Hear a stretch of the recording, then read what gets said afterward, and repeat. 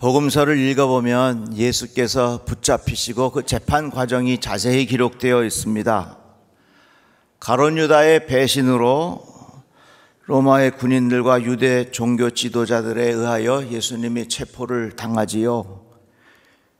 그들은 어떻게 해서라도 예수를 십자가에 처형하기를 기다리고 있었습니다.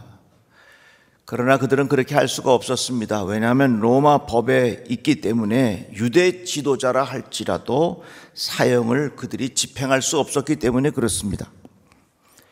반드시 빌라도의 승인이 필요한 겁니다. 빌라도는 로마 황제로부터 유대 지역의 총독으로 임명을 받은 사람입니다. 당시 빌라도 총독은 굉장히 권력이 막강했습니다. 사형 집행권이 그에게 있었고 또 대제사장을 임명하는 권한까지 가지고 있었습니다. 이제 유대 종교 지도자가 예수님을 빌라도에게 넘긴 겁니다. 사형을 언도하고 또 사형을 집행해 달라고 하는 그런 압박을 빌라도에게 가하고 있었습니다. 그런 과정에서 오늘 본문의 말씀은 빌라도와 예수님과 빌라도 사이의 대화입니다. 대화라기보다는 빌라도의 신문이라 이렇게 말하는 것이 더 적절할 것 같아요. 빌라도가 예수님에게 묻습니다. 당신이 유대 사람들의 왕이요? 그러니까 예수께서 대답하시기를 그렇게 묻는 것은 당신의 생각이든지 아니면 다른 사람이 이렇게 가르친 것 같으오. 이렇게 이야기가 이어지면서 예수께서 말씀하시기를 나는 진리를 증언하기 위하여 태어났으며 진리를 증언하기 위하여 세상에 왔소. 진리에 속한 사람은 누구나 내가 하는 말을 듣소. 한마디로 예수께서 자기 자신에 대하여 말씀하시기를 나는 진리를 위해서 이 땅에 오셨다 이렇게 말씀을 하신 것입니다. 이 말을 듣고 난 빌라도가 중요한 질문을 하지요. 그러면 진리가 무엇이요? 오늘 설교 제목이 진리가 무엇이요? 이게 설교 제목이에요. 그러자 빌라도가 이렇게 말합니다. 나는 그에게서 누굽니까? 예수님에게서 아무 죄를 찾지 못했소. 그러니까 빌라도의 마음에는 예수님을 처형할 의도가 없었습니다. 그런데 그때의 유월절이 되면 죄수 한 명을 풀어주는 관례가 있습니다. 빌라도가 사람들에게 묻습니다. 유대 사람들의 왕을 놓아주는 것이 어떻겠소? 이 말은 뭐냐면 예수를 풀어주는 것이 어떻겠소? 이렇게 말하니까 많은 사람들이 이야기하기를 강도인 바라바는 살려주고 예수를 십자가에 못 박여 죽여라 하고 이렇게 이야기를 하는 겁니다.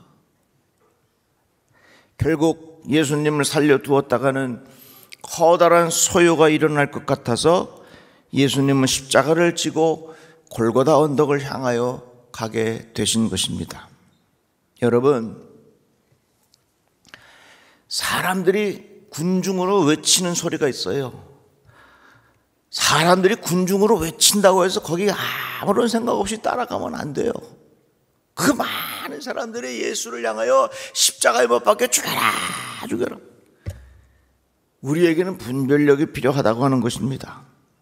예수께서 이 땅에 진리를 위해서 오셨다고 말씀하셨고 빌라도가 진리가 무엇이요? 이렇게 물었는데 그렇다면 진리가 뭡니까?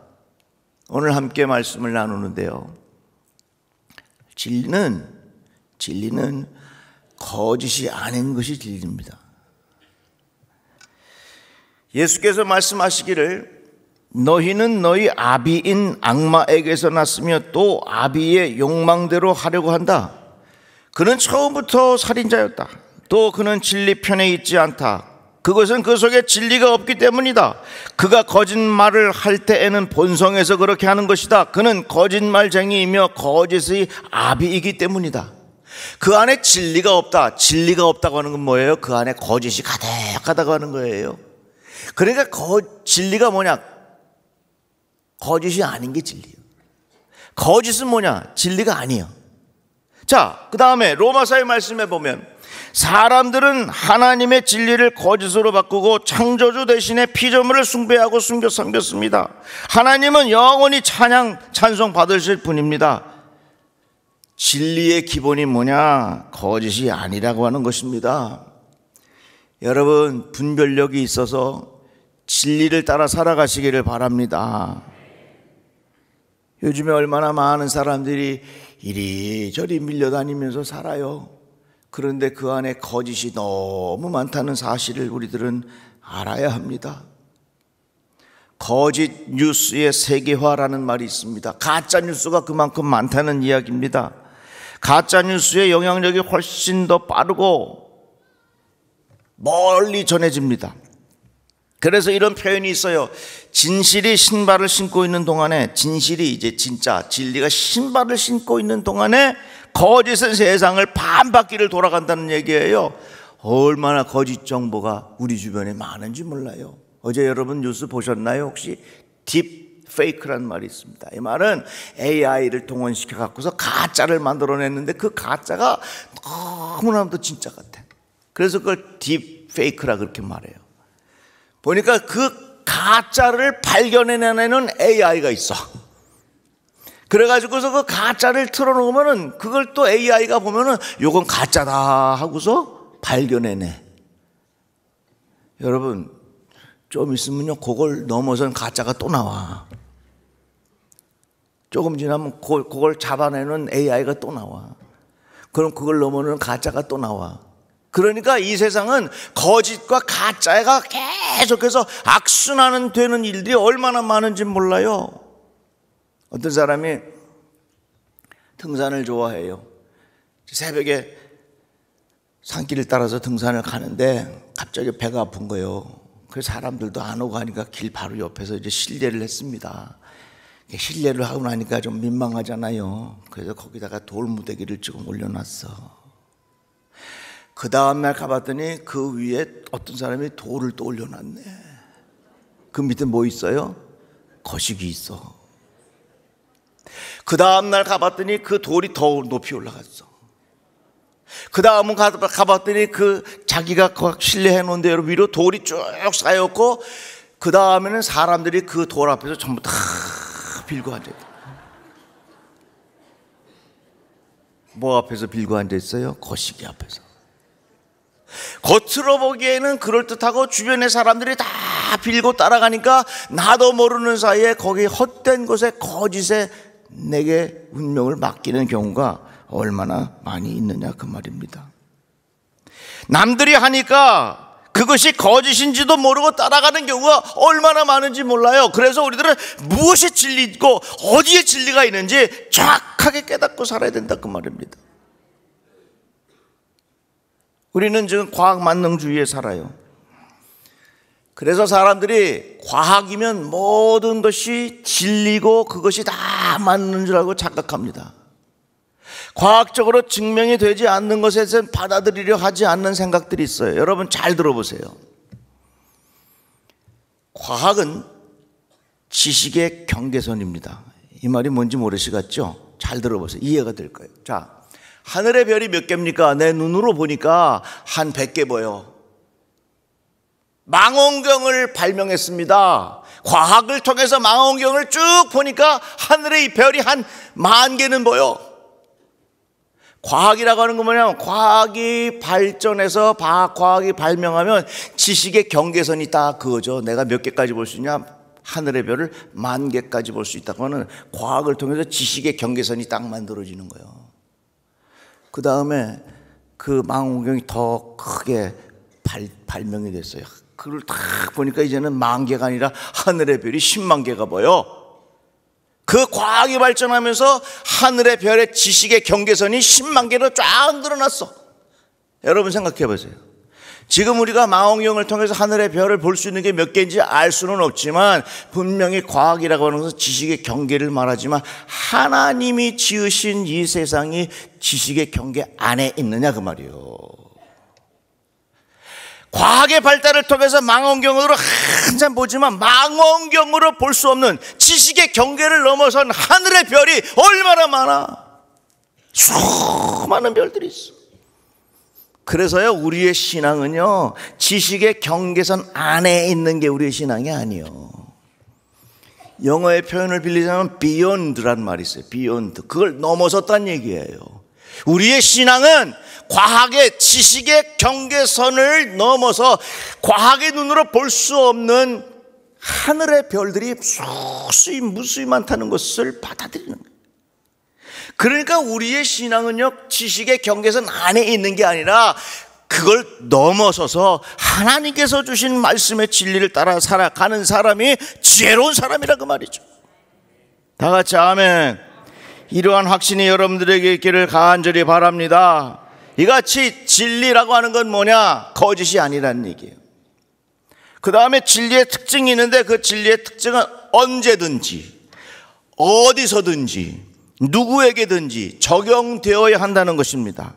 왜 하나님의 말씀이 진리입니까? 하나님의 말씀은 언제든지, 지금이든지 앞으로 100년 후든지 1000년 후든지, 지금이든지 1000년 전이든지 100년 전이든지 다 이것이 우리에게 진리였어요. 어디서든지, 한국이든지 중국이든지 북한이든지 미국이든지 소련이든지 어디든지 다 적용될 수 있는 말씀. 누구에게든지, 키가 작은 사람이든지 큰 사람이든지 백인이든지 흑인이든지 누구든지 모든 사람들에게 적용될 수 있는 것, 이것이 바로 진리라고 하는 것입니다. 유식한 말로 표현하자면 진리는 뭐냐? 보편 타당성이 있어야 된다는 얘기예요. 자, 하나님의 말씀은 진리입니다. 유행 따라 달라지는 거 아닙니다. 시대에 따라 달라지는 거 아닙니다. 세대에 따라 달라지는 거 아닙니다. 지역에 따라 달라지는 거 아닙니다. 국가마다 다른 언어가 있고 지역마다 다른 사투리가 있어도 하나님의 말씀은 똑같이 적용되는 것이 바로 하나님의 진리예요. 다 같이 아멘. 이 진리가 어디에 있느냐? 진리가 예수에게 있어. 그러니까 빌라도가 예수님에게 진리가 무엇이요? 라고 물었는데 어떻게 보면 엄밀한 질문은 진리가 누구입니까? 내가 진리를 어디에서 찾을 수 있겠습니까? 이것이 더 정확한 질문일 수 있어요. 어거스틴이 고백록에서 이렇게 말했습니다. 누가 누구에게 이런 진리를 가르쳐 이해시키겠습니까? 어느 천사가 어느 천사에게 그것을 해석해 주겠습니까? 어느 천사가 사람에게 그 진리를 깨닫게 해 주겠습니까? 우리는 오직 주님으로부터만 그 진리를 얻을 수 있고 오직 주님 안에서만 그 진리를 찾을 수 있고 오직 주님의 문만을 두드릴 수 있을 뿐입니다. 그렇습니다. 참으로 우리는 그렇게 할 때에만 그 진리를 받을 수 있고 그 진리를 찾을 수 있고 그 진리에 이르는 문을 열 수 있을 것입니다. 다 같이 아멘. 그러니까 여러분, 우리 인생의 진리는 예수에게 있는 줄로 믿으시기를 바랍니다. 헛된 것 따라 살지 말고 오직 예수에게 집중하고 살아가시기를 간절히 바랍니다.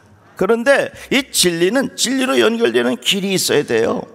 예수께서 말씀하시기를 나는 길이요 진리라 말씀하셨는데 예수께서 말씀하신 이 길이 뭘까? 진리로 연결되는 길이란 말이에요. 우리가 어디 들어갈 때 문을 열려면 열쇠가 필요해요. 예수님이 누구냐? 진리의 문을 열어주는 열쇠가 예수예요.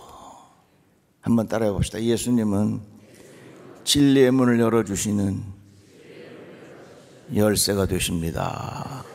이야, 이거 놀라운 진리 아니요? 그러니까 여러분 괜히 마음 헷갈리게 살지 말고 나에게는 예수가 길이요. 무슨 길이냐?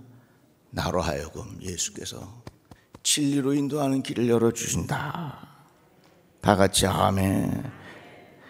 그러면 이제 사람들이 그래요. 오직 진리가 왜 예수밖에 없냐고.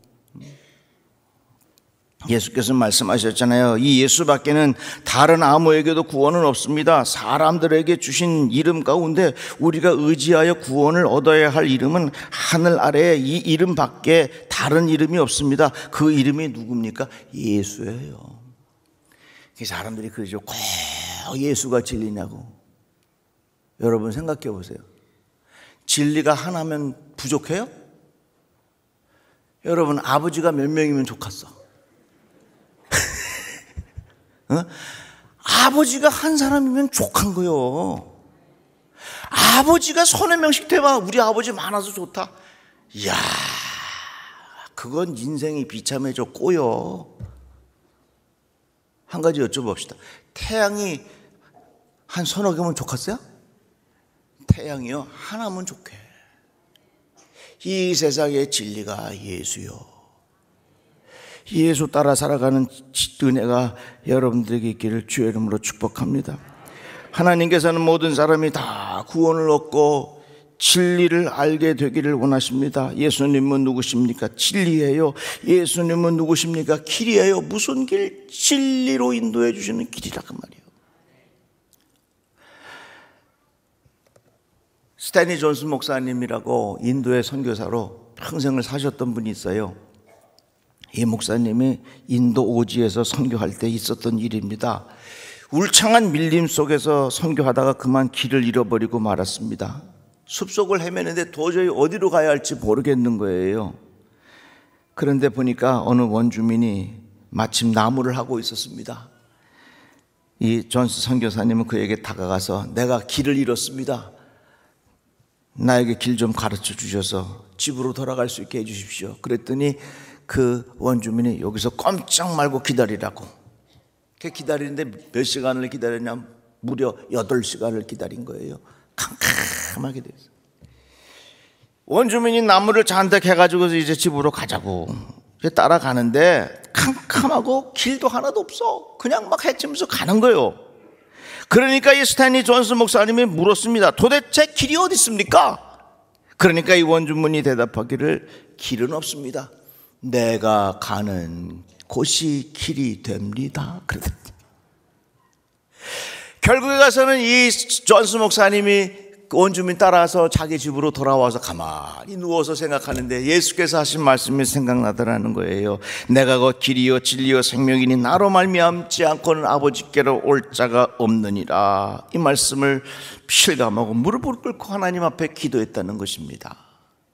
우리가 예수를 따라갈 때에 지금 당장 내 옆에 길이 보이는 것 같지 않아도 내가 예수를 따라갈 때 지금 당장 캄캄해서 내 인생에 급격한 변화가 일어나지 않아도 결국은 내가 예수를 따라가면 그 길은 진리로 인도되고 그 진리의 결론이 뭔 줄 아십니까? 그게 바로 생명이에요. 한번 따라합시다. 예수 따라가면, 다시 한번 예수 따라가면 우리에게 생명을 주십니다. 다 같이 아멘. 솔로몬이라는 사람이 있었죠. 권력도 있고 돈도 많고 하고 싶은 대로 다 있어. 그런데 허무해서 견딜 수가 없는 거예요. 그러다가 결국은 창조주 하나님을 의지하고 창조주 하나님을 만나고 나니까 거기에 삶에 깊은 의미가 있다고 하는 것을 깨달았다는 것입니다. 요즘에 얼마나 많은 사람들이 허무한 생각 속에 자살하는 사람도 많고 마약에 손을 대는 사람들도 얼마나 많습니까? 인생 뭐 별거 있어, 오늘 하루 즐기며 살고 마시고 죽자, 이렇게 생각하는 사람들도 얼마나 많이 있습니까? 예수에게 진리가 있어요. 그 진리의 문을 여는 열쇠가 있는데 그게 바로 그의 이름이 예수 그리스도라고 하는 사실입니다. 보이스피싱의 수법이 대체 이렇지요. 당신도 모르는 사이에 당신의 통장이 범죄에 연루되어 있으니 조사를 받으러 나오십시오. 많이 들어봤지요? 이렇게 시작하면서 결론은 뭡니까? 당신을 도와준다고 하면서 내 통장에 있는 거 다 뺏어가려고 하는 것이 보이스피싱의 방법입니다. 이게 보이스피싱뿐만 아니라 세상의 유혹이 그렇습니다. 당신이 지금 힘들지요? 당신이 지금 외롭지요? 당신이 재미없지요? 내가 재미있게 해줄게요. 외롭지 않게 해줄게요. 내가 곁에 있어 줄게요. 그렇게 하면서 그들의 길을 유도하지만 결국에 가서는 중독에 걸리고 모든 것을 다 빼앗기는 폐인이 되게 하는 것이 이 세상의 끝이 아니겠어요? 이단도 마찬가지예요. 처음에 귀에 쏙쏙 들어와 지금까지 한 번도 들어보지 못한 말씀들, 야 신난다, 어쩌면 짝이 짝짝 맞느냐, 마음이 혹해. 처음엔 비슷해 보이지만 끝이 다릅니다. 이게 바로 이단이요. 끝이 좋을 수가 없다고 하는 사실이에요. 이제 우리들은 가야 할 길을 분명히 우리가 깨달아야 합니다. 진리를 쫓으시기를 주의 이름으로 축복합니다. 예수가 진리입니다. 예수가 길입니다. 예수가 진리의 문을 여는 열쇠가 예수에게 있다고 하는 사실이에요. 그래서 이 세상의 유혹을 따라가면 결국 가서는 다 폐인이 되고 거기에 노예가 되는 인생을 살게 되지만, 진리를 알지니 진리가 너희를 자유롭게 하리라. 세상의 유혹과 쾌락을 따라가면 결국은 다 그것에 쥐어잡혀 사는 폐인의 인생을 살지만, 예수 따라가면, 예수가 진리인 것을 깨닫고 살아가면 내 인생에 참된 자유함이 있다는 사실을 분명히 깨닫고, 여러분들이 방황하지 마시고 오직 예수, 진리에 예수에 있다는 사실을 깨닫고 주님 따라 살아가는 귀한 발걸음 되시기를 주님의 이름으로 축복합니다. 기도합시다. 하나님 감사합니다. 말씀 들었습니다. 예수 따라가는 복 있는 인생이 되게 하여 주시옵소서. 예수님의 이름으로 기도드리옵나이다. 아멘.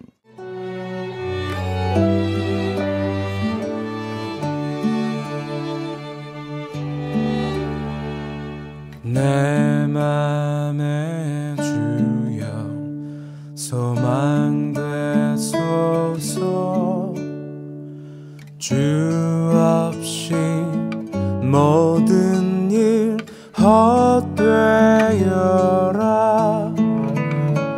밤에나 낮에나 주님 생각, 잘 때나 깰 때 함께 하소서.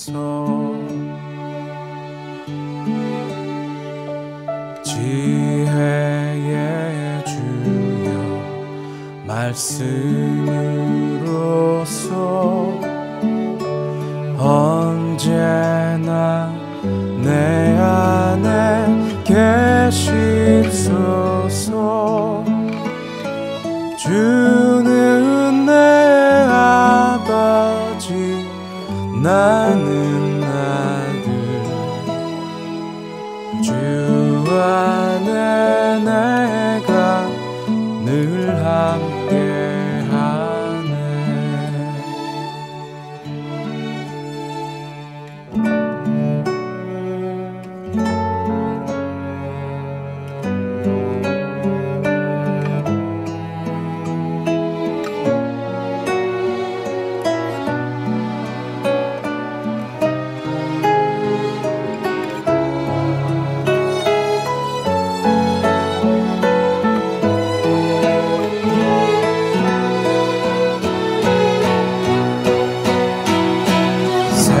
세상의 영광 나 안 보여도 언제나 주님은 나의 기억. 주님만 내 맘에 계시오니 영원한 주님 참 귀하셔라. 어떠한 고난이 닥쳐와도